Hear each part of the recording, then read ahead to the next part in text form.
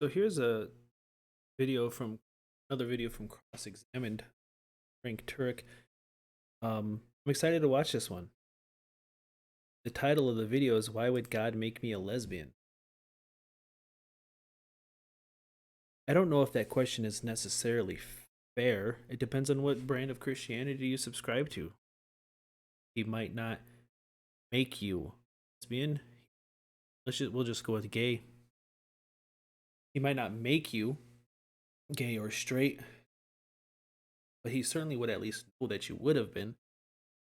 Very curious to see what the apologetics are, because it seems to be the case that the absolute best that Christianity can do to support, quote unquote, the LGBT community is that, hey, if you accept Jesus, you won't go to hell. You're a sinner, but you won't go to hell if you just accept Jesus. This seems to be the best we can get. Like, hey, you're welcome in the church. You won't burn in hell for eternity for being gay, but it is a sin. But if you accept Jesus, it's okay. Hey, murderers get accepted too. Gays, murderers, pretty much the same thing. It seems to be the best that Christianity can do. Let's see if Frank Turk can do any better. You mentioned the acorn analogy, that an acorn is programmed to grow up into a tree. Yes. If if things are directed how God wanted them, then why did He direct me to love women as one loves men? Well, the question might be, how do you know God directed you to do that? Right? And there are a lot of things that go on in this world that all of us have. See, this is why it depends on what brand of Christianity you are, because some people would say that you're not directed, and some people say that God has a plan for everybody, and nothing would happen outside of God's. Frank seems to be taking the road that God doesn't necessarily have a plan for every single person, every single thing. Things just kind of play out as they go. But some Christians disagree. All of us have certain orientations to things we ought not do according to God. Sin. He's talking about sin. What he's saying in a very roundabout way is that you ought not be gay. You ought not drink. You ought not sin. This brand of Christianity lumps all of this together. Doesn't matter what the sin is sin. That includes being gay. He's saying in a very nice way that you are a sinner for being a lesbian, gay. But yet we still do them. And it's disgusting. But they can't get. I mean, it's written so clearly in the Bible, Old Testament and New Testament. It's so clear. It's so very clear. There's a lot of ambiguity in the Bible, but one thing there's not ambiguity on is being gay is a sin. It's sin, and I've yet to see any type of apologetic that says otherwise. And I think it's because they can't, because of how clear it is in the Bible. That's why we live with a fallen nature, right? All of us have a fallen nature. Should we expect that in this fallen world that God would give us a nature that wasn't fallen? Yeah. Yes, Frank. I would expect that if a God was to create a universe, that He would not create it with fallen creatures. That makes no sense. That's dumb. If God did this, He's dumb. There would be no good reason to be like, I'm going to create a universe, and I'm going to plant a tree, and I'm going to tell my first two creations not to eat it, but I know that they are going to eat it because I'm God and I know everything, but I'm going to plant a tree anyway, even though I know that they will eat it. I know that the serpent is going to come, and I know that in, X amount of 1,000 years from now that I'm going to create a version of myself and send down to earth, create this, die for the sin that I knew was going to happen that's the whole story is so absurd. Yes, I would expect that God would just not create fallen creatures in the first. That would make a lot. No. And ask yourself, could he? Could he have just created a universe without these creatures? And if you say yes, he could have done it, then why didn't he? And if you say no, well, then he's God because he's omnipotent. No. So we're all struggling with sin. That's why we need a Savior. Because everyone, you and me and everyone in this room, needs the sacrifice. You see, he's not saying we're all struggling, or well, because we're not all struggling with sexuality, but he's. I wonder if he's going to say the word gay or lesbian or anything to that effect in the rest of this video, because he's using the word sin as a placeholder. But every time you hear him say sin, just know what he's talking about is homosexuality. This video, he won't. Maybe he will say it. He hasn't said it yet. We'll see. But he doesn't want to be so blunt. But I wish he would. At least he'd be honest. That Christ provided, regardless of what our feelings are, regardless of which way we're directed, based on nature or nurture. And as you know, there's a big debate over how much is nature, how much is nurture. Okay. I'm going to listen to a little bit more of this, but what I'm gathering is he's saying that people aren't born gay, they're made gay.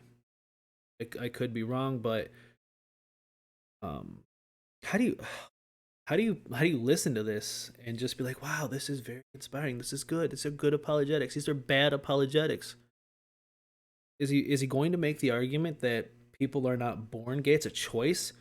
Or at least maybe not necessarily a choice that you would make, like, do you want water or soda today, but you were brought up to only want soda? Is this the argument that he's trying to make right now? It's ridiculous. For all of our sexual orientations. What are my feelings? Okay, all right. I wish I would have just let it play for just seconds, but yeah, that's exactly what he just said.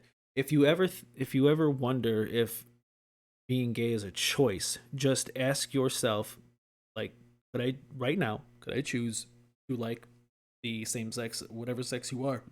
Just ask yourself if you could like the same sex by choice.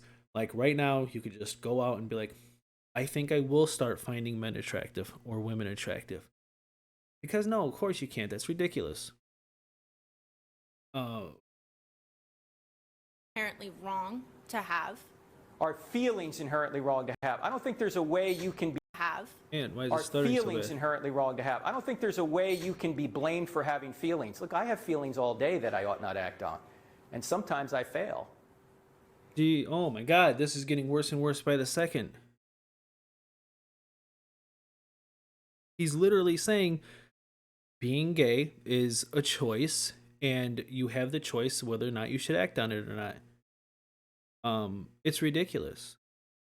But it's not the feelings that are the issue, it's the action that flows from them. Yeah. Actually, though, if you look at what Jesus said, What did Jesus said? when you look at Matthew chapter 5, Jesus actually ratchets up the standard. He says if you're just angry with your brother, you're guilty. Well, thanks, Jesus. I don't have a prayer of living up to that, and I don't. He says, What are you talking about? Well, what he's trying to do right now is saying, yes, homosexuality is a sin, but we're all sinners. I'm a sinner too. Now, I'm not gay, but I'm a sinner too. You're a sinner, he's a sinner, she's a sinner. We're all sinners. But the abhorrent part is that homosexuality isn't a sin. I mean, I guess according to Christian doctrine it is, but I mean, why? This is ridiculous. The amount of anti-gay just word vomit that comes out of the Christian church is absurd. And if you listen to some of my other videos, it gets there are Christians that are calling for the LGBT community to be shot. This is where it starts. This is the slippery slope. And I want to say it's a fallacious reasoning that it's a slippery slope fallacy, but it's been proven. This is where it starts. The dehumanization of a subset of a culture. this is where it starts, and it leads to very dangerous places. If you're a Christian, you got to do better. Just do better. This is this. I wasn't expecting this to come out of this video. Be perfect. To be fair, I mean, I probably was, but you know, when you're actually hearing it, it's absurd. That your heavenly Father is perfect. I can't do that. You can't do that. Nobody in this room can We're do all that. sinners. Who can Yeah, do it? I Only get He it. can. That's why we need Him. So we all have these struggles, Sammy. I have struggles. You have struggles. But for us to say that God's at fault for these struggles, no, God's not at fault for the struggles. I don't believe that. Right? You don't believe what? I don't believe that he's at fault. I think we Right. all make mistakes, but I don't think something like love that's supposedly pure. It can be pure in the way that a man loves a woman, or a man loves a man, or a woman loves a woman. Who's to say that the way you love your wife God is. any different from the way I'm going to love someone in the future, whether it be a man or a woman? Well, it's not me to say anything because I'm not the moral arbiter of the universe. That's true. That's God. Right? So I don't decide right and wrong. This is why when people come to me and say, well, don't impose your morality on me, like I said earlier, I said, this isn't my morality. I didn't make any of this up. Yes, it. Well, In fact, there were things I wish were different, but I'm not the general manager of the universe. say it. Say it, Frank. Say I wish being gay wasn't a sin. Say it. Say it. I will cut you a check, put it in the mail tomorrow. If in the rest of this video, I haven't watched this video, if he says, I wish being gay wasn't a sin, I'm cutting him a check. He won't say it. He won't say it. He doesn't wish it would change. The flowery language that he's trying to give off in this, I mean, I hope it's obvious. Maybe it's not to some people. But, I mean, come on. I'm not God. So But you could also say, hey, I believe in God, but I think he is an immoral monster. Is God an immoral monster? Yes. For one good reason, for many good reasons, this reason being the fact that he saying that homosexuality is a sin, which Frank is trying to be like, well, it wasn't this way. You're like, no, you don't, man. Come on, just be honest with it. I guess back to your question, you'd have to Yeah, define back to the exactly what question. you mean by love. What does love mean? Can you care for somebody of the same sex? Of course you can. I do. Can you love him? The question is, should you go further than that into some sort of romantic relationship? Yeah, absolutely. If you want That's to, the question. it's that I simple. think you should. Well, okay, you can take that. It's a free country. It's a sin. That's all. But scripturally, if you believe in the scriptures and if you believe in natural law, Define natural law. natural So you can believe. So first off, yes, I'm very interested in what his description of natural law is. But you can believe in all these things. You can be like, man, there is a God. Man, the scriptures are true, but they're awful, and I'm not going to listen to them. You could do that. You can absolutely do that. natural law is the idea that everybody intuitively understands moral What's happening? idea that everybody intuitively understands moral right and wrong on the big issues. That there's a natural design to us, there's a natural design to the universe, That's that we're ridiculous. Come on. intended to go in a particular direction, and that we know we're supposed to shun evil and we're supposed to seek the good. So And you think that natural law was founded by, like, Christianity? No. It existed long before Christianity. That's Founded why, by for God. example, Noah, the entire generation of Noah was judged. They didn't have any scripture, they didn't have any Bible, but God expected them to know basic right and wrong because he had written it on their hearts. So you don't need the Bible to know basic right and wrong. Everyone already knows. So this whole God wrote morality on art. I mean, just what if somebody honestly truly believes that something is moral, like being gay, 100% moral, and that something is immoral, like gay? You would say it would be 100% immoral. If it's written on our hearts, then why is there discrepancy there? Sure, he's going to say that you reprobate mind, or you've turned from God, or you've hardened your heart, or some crap like that. But I mean, if it's written on the heart by God, and all I have to do is harden it to get that out of there, I mean, what kind of a God do you have here? It so easy to go against, because Frank Turek obviously thinks that homosexuality is a sin, and that must be written on your heart because of this natural law. And you should just know the way that you should go and what's right from wrong. But I don't feel that way. Millions upon millions of other people don't feel that way. So if it's written on our hearts, it may as well have been written on a